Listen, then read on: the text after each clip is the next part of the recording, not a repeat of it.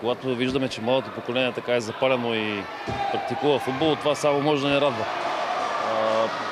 Видях така доста технични деца дори на тази крехка възраст. Естествено, че те трябва да трупат качества и физика в течение на годините, но съм сигурен, че тук ще излязат и бъдещите футболни звезди. Наблюдава се една лоша тенденция в последно време. Треньорите на детско-юношеските школи като че ли търсят повече резултати, а не се стремят децата да научават неща и да ги показват на терен.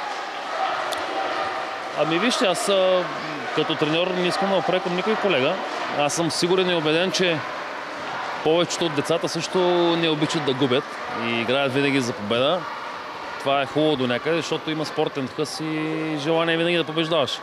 Сега естествено, че трябва да е в някакви рамки и разумни граници, но подрастващото поколение наистина трябва първо да се обучи добре, да получат знания от треньорите и след това да се гонят резултати. Тези турнири са много хубаво нещо, но въпросът е след това да не се изгуби нишката и тези деца наистина продължат по школите да тренират и да запазят тази тръпка и хъс към футбола и след време да станат професионални футболисти и да не се отклоняват от пътя. А вие в момента какво правите?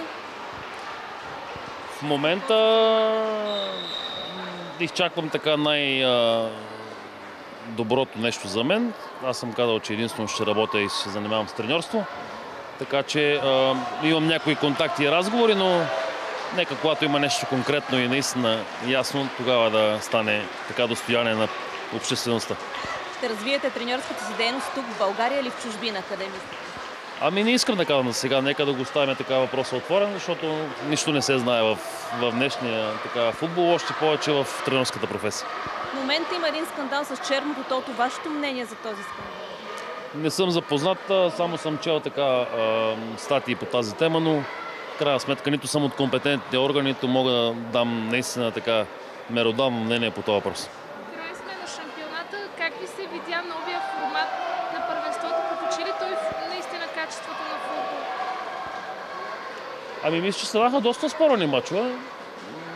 Имаше интерес. Единствено, може би, така с някои изключения, мачове, които нямаха смисъл, но кой както се е послал. Така имаше голяма разлика в точките, дори в първата щица.